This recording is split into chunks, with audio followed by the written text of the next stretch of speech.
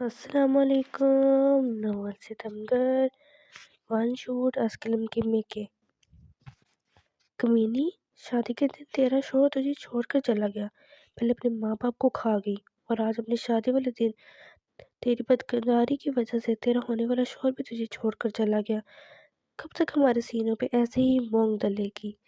تائی نے دلہن بنی رومانہ کو کھینچ کر 2 تھپڑ مارے تو وہ بری طرح روتے ہوئے بولی، ہاں میں ہوں بد کردار۔ اس نے ہر طرف سے اتنے تانے سنے تھے کہ اب وہ بھی خود کو بد کردار ماننے لگی تھی، حالانکہ وہ ایک معصوم لڑکی تھی۔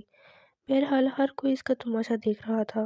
اچانک ہی وہاں ایک ہینڈسم نوجوان آیا اور بولا، میں اس لڑکی سے شادی کروں گا۔ اس کے بعد سب حیران ہو گئے۔ اس کی تائی تو بہت خوش ہوئی کہ چلو آج اس منحوس سے ہمیشہ کے لیے جان چھوٹ جائے گی۔ وہ چلا کے بولی، نہیں میں شادی نہیں کروں گی۔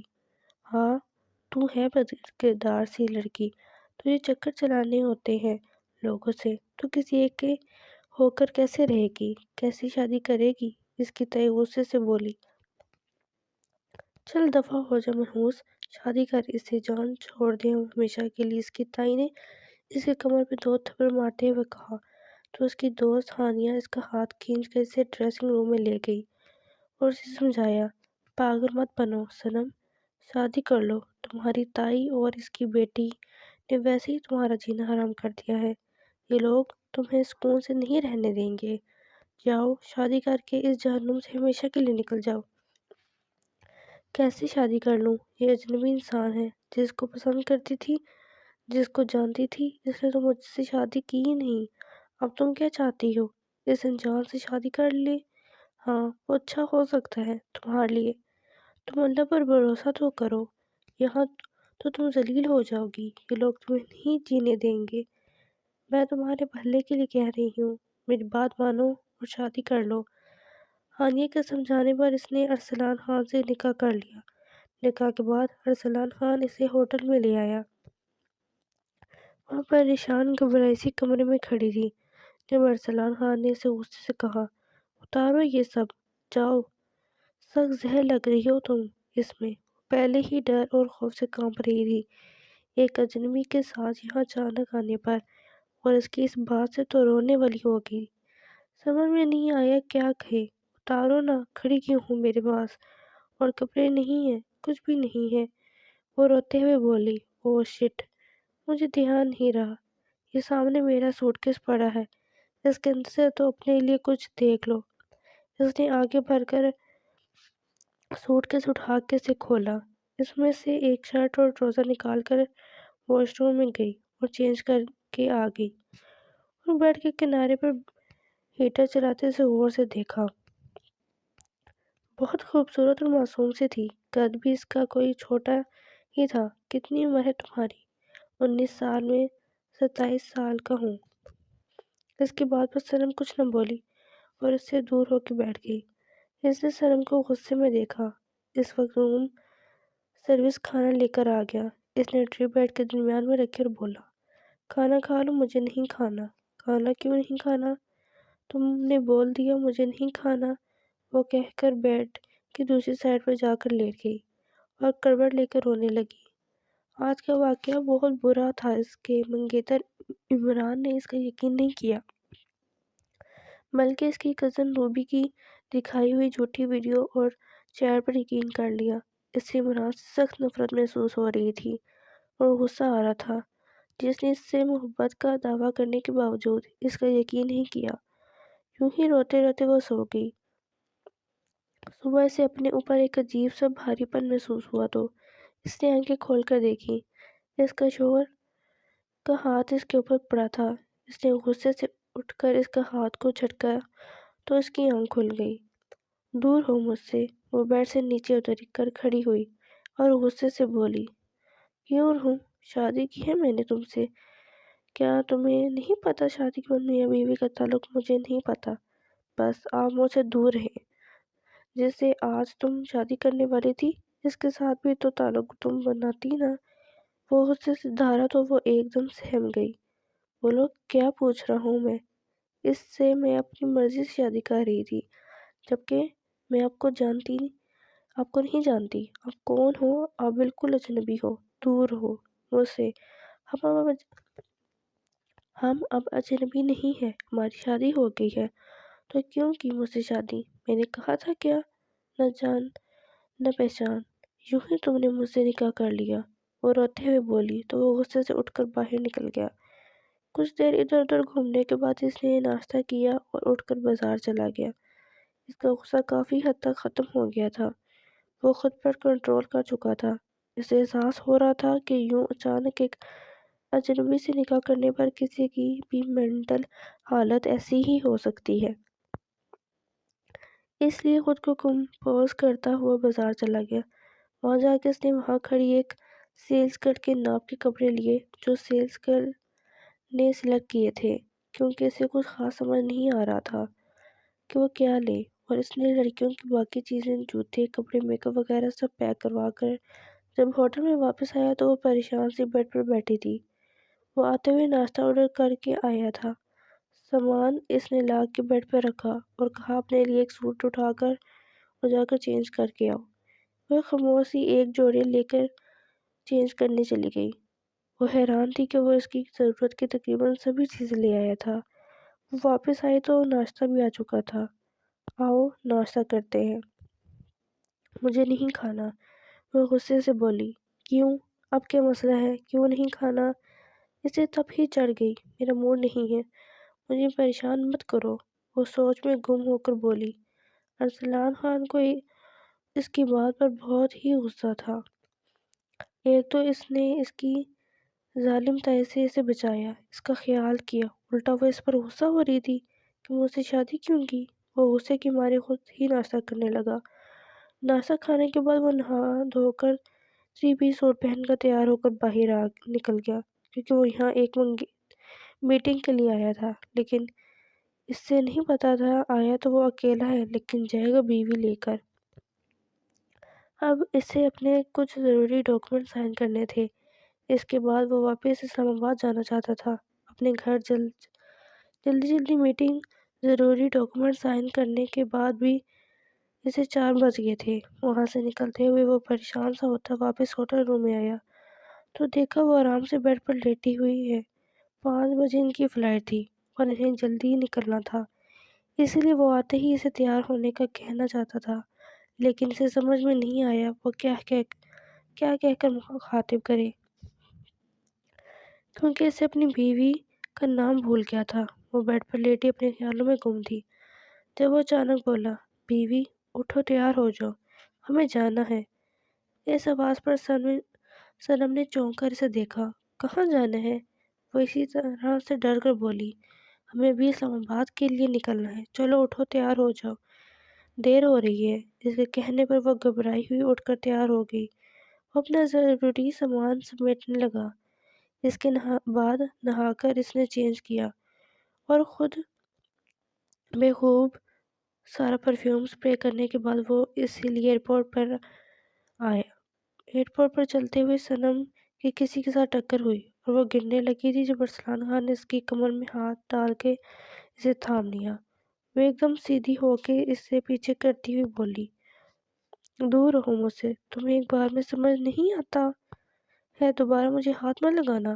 اس سے غصہ تو بہت آیا پر وہ ارد گرد موجود لوگوں کا خیال کر کے خاموش ہو گیا۔ اس کے بعد جب وہ لوگ فلائٹ میں بیٹھے تو ٹیک آف کے وقت صنم بولی، ڈر لگ رہا ہے۔ اب اس نے گھبرا کر ارسلان خان کی طرف دیکھا جو آرام سے ایک میگزین کی وردگرانی کر رہا تھا۔ وہ نروس انداز میں اسے دیکھ رہی تھی، پھر آہستہ سے اس نے اس کے بازو پر ہاتھ رکھا۔ وہ نوٹ تو کر رہا تھا لیکن کچھ بولا نہیں۔ جب وہ کچھ نہیں بولا تو اس نے اس کا بازو کس کے پکڑ لیا اور اس کے ساتھ ہی چپک کر بیٹھ گئی۔ اس نے ایک جھٹکے سے اپنا بازو چھڑایا اور بولا، کیا ہو گیا ہے؟ کیوں چپک رہی ہو مجھے؟ ڈر لگ رہا ہے تو میں کیا کروں؟ دور رہو مجھ سے۔ نہیں نا، ابھی مجھے ڈر لگ رہا ہے نا، مجھے پکڑنے دو، کہتے ہوئے اسے دوبارہ بازو سے پکڑ لیا۔ ہاں، جب تمہاری مرضی ہو تم قریب آ جاؤ، اور جب میں قریب آؤں تو تمہیں غصہ آ جاتا ہے، بولا تو وہ رونے لگ گئی۔ اس میں رونے والی کیا بات ہے؟ لیکن اس نے بازو نہیں چھوڑا۔ اسے بھی ترس آ گیا۔ وہ ساری فلائٹ میں اس کا ہاتھ پکڑ کے یوں ہی بیٹھی رہی۔ اسلام آباد پہنچ کر انہوں نے ایک کیب بک کیا اور گھر کے لیے نکلے۔ سنم کو اپنی طبیعت عجیب سی لگ رہی تھی کیونکہ اس نے کل صبح کا کھانا کھایا ہوا تھا اور یہاں دوسرے دن کی رات ہو رہی تھی۔ بھوک، نکاہت، کمزوری سب اس پر بری طرح حملہ اور ہو چکی تھی۔ جب وہ گھر کے گیٹ پر اترے، سنم دروازہ کھول کر باہر نکلی اور اسے بری طرح چکر آنے لگ گئے۔ اس سے پہلے کہ وہ گرتی، سامان اٹھاتے ہوئے ارسلان خان نے اسے دیکھا اور پھر بیگ پھینک کر اسے پکڑا۔ فوراً کیا ہو گیا بیوی؟ ہیلو، ہوش میں آؤ، کیا ہوا؟ وہ بند آنکھوں کے ساتھ اس کے کندھے پر گر گئی۔ وہ پریشانی سے گال تھپاتا ہوا پوچھ رہا تھا لیکن وہ آنکھیں نہیں کھول رہی تھی۔ بیوی کیا ہوا؟ وہ بری طرح پریشان ہوا، پھر اسے گود میں اٹھا کر اندر کی طرف بڑھا اور گیٹ پر کھڑے چوکیدار کو سامان لانے کا کہہ کر اندر ہی سے اس کی ملازمت مل گئی۔ ملازم پریشان سے اپنے صاحب کو ایک لڑکی کے ساتھ دیکھ کر حیران ہوئے۔ ایسے مت دیکھو، یہ تمہاری بیگم صاحبہ ہیں، اب جاؤ کھانا لے کے آؤ، بہت بھوک لگی ہے، وہ کہہ کر اپنے کمرے میں چلا گیا۔ تو ملازم سر ہلا کر کچن کی طرف بڑھ گیا۔ اس نے پاؤں کی ٹکر سے دروازہ کھولا، اسے لے جا کر بیڈ پر سلایا اور دوبارہ اس کے گال تھپتھپائے تو اس نے آنکھیں کھولی اور بولی، سونے دو، اس نے تو سر ہی پیٹ لیا، جب سے ملی ہے پریشان کر رہی ہے۔ وہ ہاتھ دھو کے آیا، اتنے میں اس کا کھانا آ گیا تھا۔ وہ کھانے لگا اور اس کے لیے دودھ منگوا لیا کیونکہ وہ کھانا کھانے کی حالت میں نہیں تھی اور اس نے صبح سے اسے کچھ کھاتے ہوئے نہیں دیکھا تھا، اس لیے وہ اس کے لیے پریشان ہو رہا تھا۔ پھر اسے زبردستی اٹھا کے اس نے دودھ پلایا تو وہ دوبارہ نیند میں گم ہو گئی۔ کھانا کھا کے اس نے کپڑے چینج کیے اور وہ بھی آ کے اس کے برابر لیٹ گیا اور اس کی طرف کروٹ لے کے اسے دیکھنے لگا۔ پھر اسے چھونے کا دل کیا تو اس نے سنم کا گال پر ہاتھ رکھا۔ وہ گہری نیند میں تھی، اس لیے اسے ارسلان خان کا لمس محسوس نہیں ہوا۔ اس نے آہستہ سے جھک کے اس کے گال پہ پیار کیا اور پھر اسے اپنے سینے سے لگا کے سو گیا۔ وہ بہت گہری نیند سو رہی تھی، اس کی اس حرکت کے بعد بھی نہیں جاگی۔ تو مطمئن ہو کر وہ خود بھی سو گیا۔ صبح اس کی آنکھ کھلی تو وہ ارسلان خان کے سینے سے لگی ہوئی تھی۔ اس نے ایک جھٹکے سے اس کا بازو اٹھا کے خود کو اس سے دور کیا تو ایک دم اس نے آنکھ کھول دی۔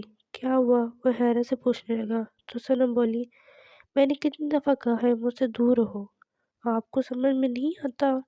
وہ کہہ کر خود سے اٹھنے لگی تھی کہ اس نے ہاتھ پکڑ کے واپس بیڈ پر بٹھایا اور پوچھا، کیا مسئلہ ہے تمہیں؟ کیوں میں تمہیں وہ ہاتھ نہیں لگا سکتا؟ تم میری بیوی ہو، میرا پورا حق ہے تمہیں ہاتھ لگانے کا۔ نہیں ہوں میں آپ کی بیوی، وہ غصے میں دور ہو کے بھی بولی، تمہارے نہ کہنے سے کیا فرق پڑے گا؟ تم ہو میری بیوی، میرا پورا حق بنتا ہے، میں تمہیں چھو بھی سکتا ہوں اور تمہارے قریب بھی آ سکتا ہوں، اور خبردار آج کے بعد مجھے خود سے دور کیا تو۔ وہ غصے سے بول کر اٹھا، اپنے کپڑے لے کر نہانے چلا گیا۔ اسے بہت برا لگا تھا جب سنم اسے خود سے دور کرتی تھی، جبکہ سنم اس کا غصہ دیکھ کے ڈرتے ہوئے بیٹھی رہی۔ وہ نہا کر آیا تو بول اٹھ کر اچھی طرح تیار ہو جاؤ، میری ماما سے ملواتا ہوں تمہیں۔ وہ ڈری ہوئی تھی، جلدی سے اٹھ کر تیار ہو گئی۔ اس نے اس کی تیاری پر نظر ڈالی، اچھی طرح سے اس کو میک اپ کروایا، جویلری پہنوائی، پرفیوم اسپرے کیا، اس کے بعد اس کا ہاتھ پکڑ کے کمرے سے نکل گیا۔ پھر اسے اپنی ماما کے کمرے میں لے کے گیا تو وہ حیران ہو کے پوچھنے لگی، یہ لڑکی کون ہے؟ ماما، یہ آپ کی بہو ہے۔ آئی ایم سوری کہ مجھے ایمرجنسی میں نکاح کرنا پڑا، تمہارا دماغ خراب ہو گیا ہے؟ ایسے کیسے تم نے شادی کر لی؟ یقیناً اس لڑکی نے تمہیں ورگلایا ہوگا، ضرور کسی نچلے خاندان سے ہوگی، جبھی تو اس نے تمہیں پھنسا لیا۔ یہ میری بہو نہیں ہو سکتی۔ اس کی بات پر سنم روتے ہوئے واپس کمرے میں بھاگ گئی، جبکہ ارسلان خان نے اپنی ماں کو ناراضگی سے دیکھا۔ ماما، اس کا کوئی قصور نہیں ہے، میں نے اس سے شادی کی ہے، وہ تو مجھ سے شادی نہیں کرنا چاہتی تھی، اب تم اس کی سائیڈ مت لو۔ مجھے پتہ ہے اپنی ماں کے بغیر اگر تم نے شادی کی ہے تو یقیناً اس لڑکی نے تمہیں پریشرائز کیا ہوگا۔ मामा, इसका कोई कसूर नहीं है, वो मेरी बीवी है। हम शादी कर चुके हैं। अब मुझे माफ़ कर दें। वो इनके पास बैठा इन्हें मनाने की कोशिश कर रहा था। थोड़ी देर के बाद जब वो कमरे में आया तो इसने सारे कमरे की चीज़ें फेंक दी थी और बेड पर बैठी रो रही थी। वो समझ गया था कि मामा की इंसल्ट की वजह से वो दुखी है। इसके करीब आकर बैठा और बोला, सॉरी, मैं मामा की तरफ से माफ़ी चाहता हूँ। उन्होंने तुम्हारे साथ अच्छा नहीं किया। नहीं चाहिए आपकी माफ़ी। आप मुझे जानबूझ के उनसे बेइज्जत करवाने के लिए ले गए थे। मैंने तो पहले ही कहा था मुझे शादी नहीं करनी। और बुरी तरह चीख-चीख कर रो रही थी जब अरसलान खान ने ज़बरदस्ती से पकड़ के गले से लगाया।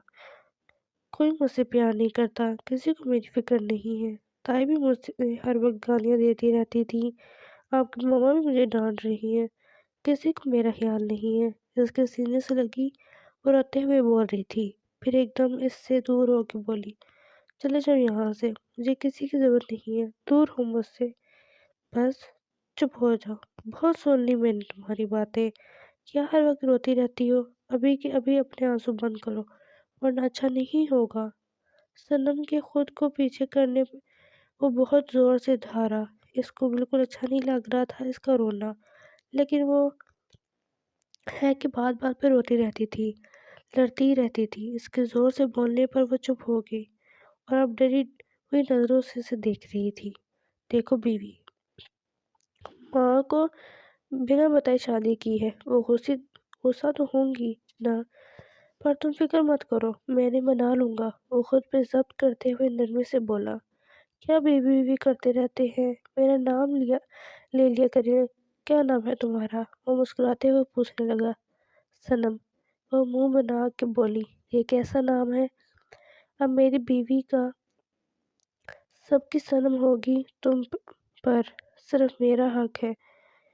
कोई और तुम्हें इस नाम से नहीं बुलाएगा। इसकी बात पर सनम इसका मुंह देखने लगी। इन्हें साथ रहते 2 हफ्ते हो गए थे, लेकिन सनम इससे दूर रहती थी। कभी वो करीब आता तो वो गुस्सा हो जाती थी। इसलिए अरसलान खान इससे फासले पर रहता, लेकिन कब तक? इसका दिल इस रिश्ते को कबूल कर चुका था। वो सनम की मोहब्बत में गिरफ्तार हो चुका था, जो इसकी ज़िंदगी में आने वाली पहली लड़की थी। तो सख्त मिजाज शख्स इसके मामले में बहुत नरम दिल और ख्याल रखने वाला साबित हुआ था।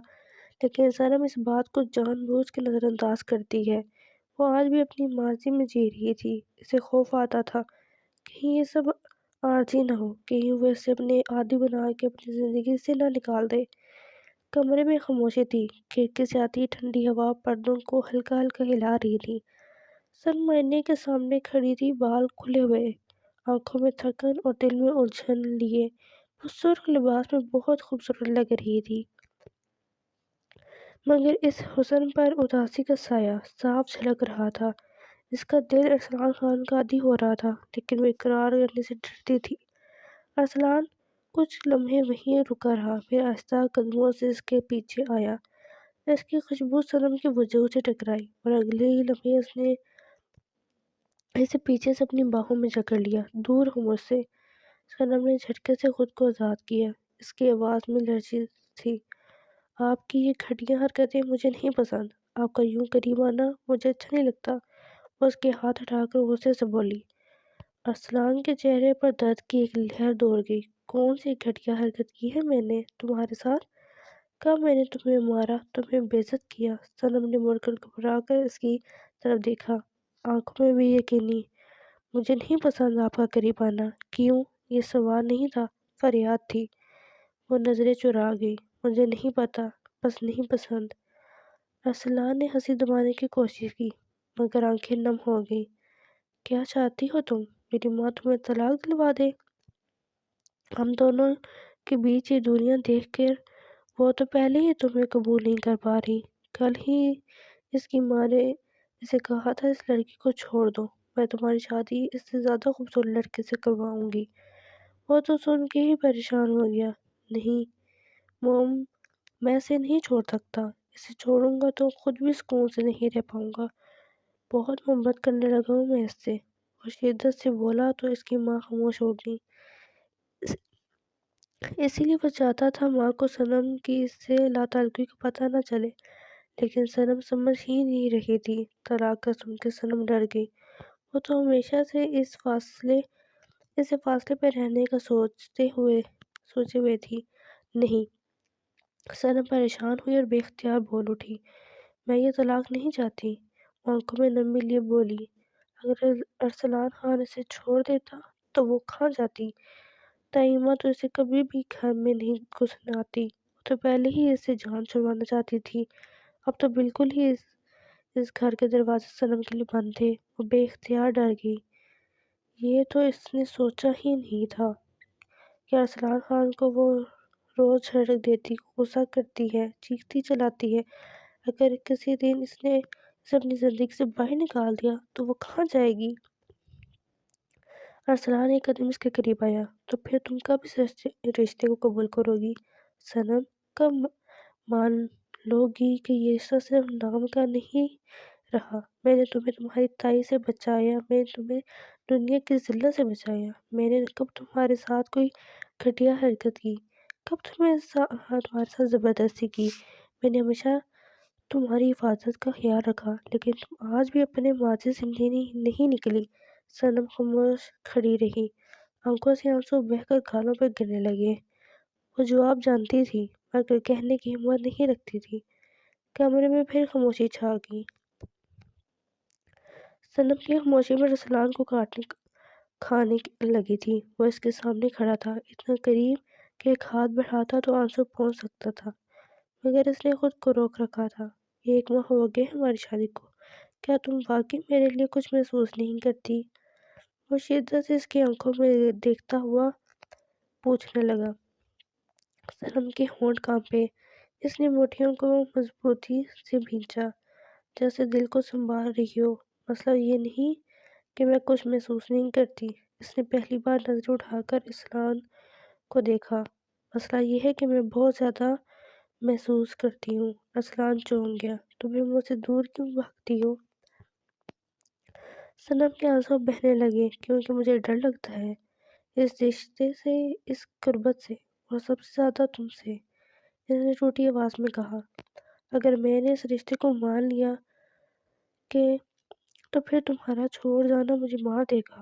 میں جس سے محبت کرتی ہوں وہ سب مجھے چھوڑ جاتے ہیں۔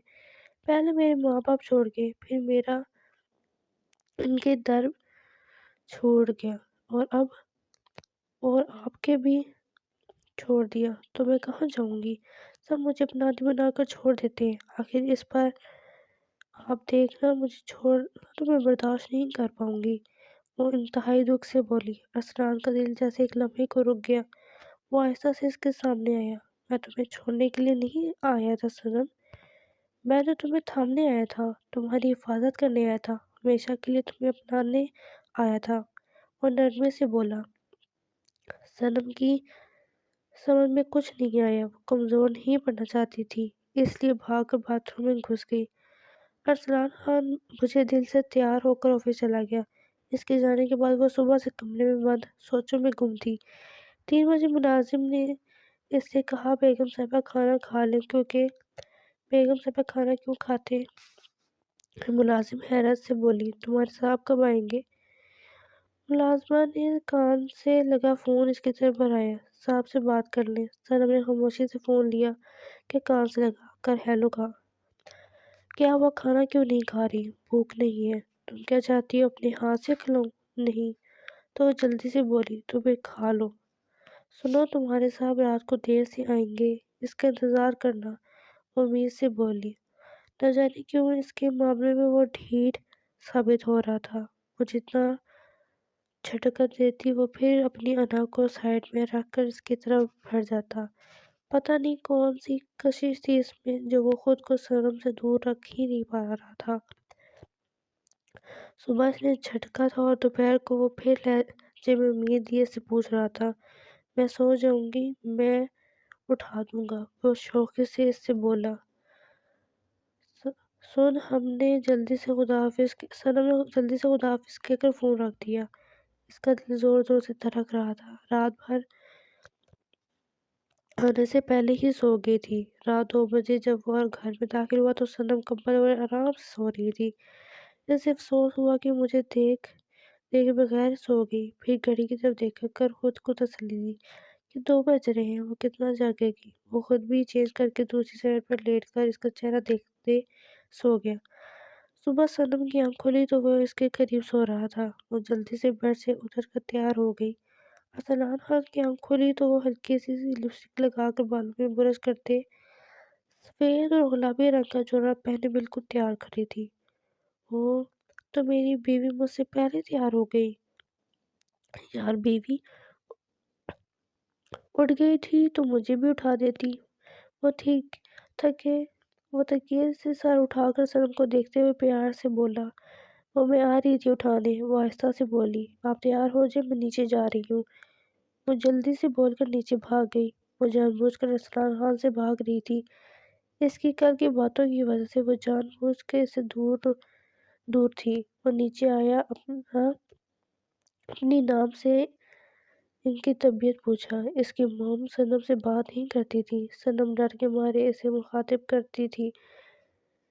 اس نے ناشتہ کیا اور جاتے ہوئے سب کو خدا حافظ کہہ کر صنم کو گلے لگا کر ماتھا چوما، جبکہ وہ موم کی موجودگی میں اس کی اس حرکت پر شرمساری سی کھڑی تھی۔ اس کا سرخ چہرہ دیکھتے ہوئے وہ مسکرا کر باہر نکل گیا۔ دن بھر اس کا یہی سوچتے گزر گیا کہ وہ کیسے اس سے دور رہے گی۔ اسے آج کل ارسلان خان کے ارادے نیک نہیں لگ رہے تھے۔ وہ جتنا بھی انکار کرتی وہ چھوٹے موٹے کس تو کر ہی لیتا تھا۔ کبھی وہ روتے ہوئے خود اس کے گلے لگ جاتی ہے اور کبھی وہ تسلی دینے کے لیے خود گلے لگا لیتا تھا۔ وہ اب بھی سوچوں میں گم تھی جب وہ دوپہر کے 3 بجے چلا آیا اور آتے ہی پیکنگ کرنے لگا۔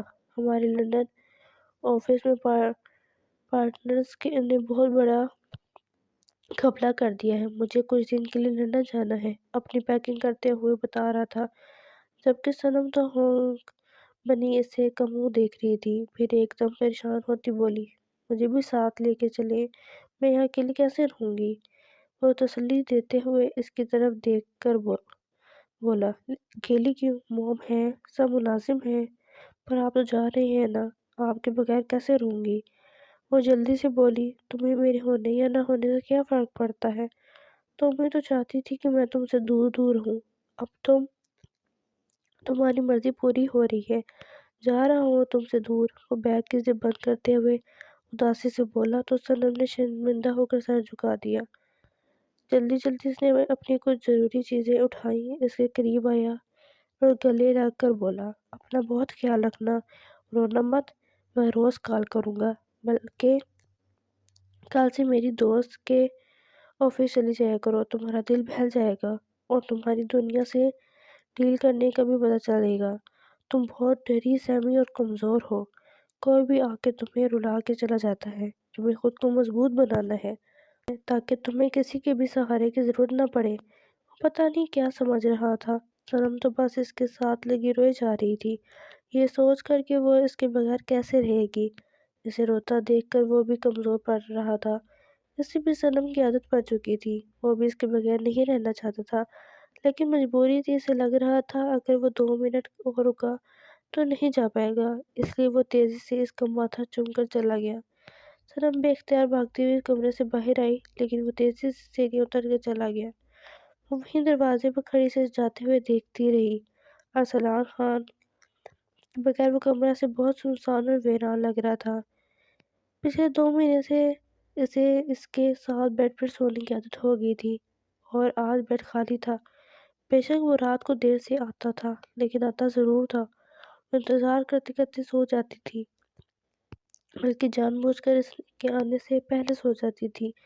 ابھی خالی بستر اسے رلا رہا تھا اور وہ زور و شور سے رو رہی تھی۔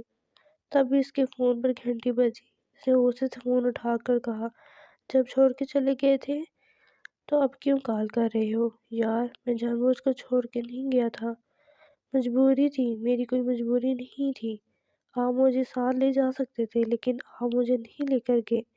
اب فون مت کریں، سمجھا کرو، ہمارا پارٹنر بہت خطرناک آدمی ہے، میں سارا دن تمہارے ساتھ نہیں رہ سکتا، مجھے کئی اور معاملات دیکھنے تھے اور وہ تمہیں کوئی نقصان پہنچا دے۔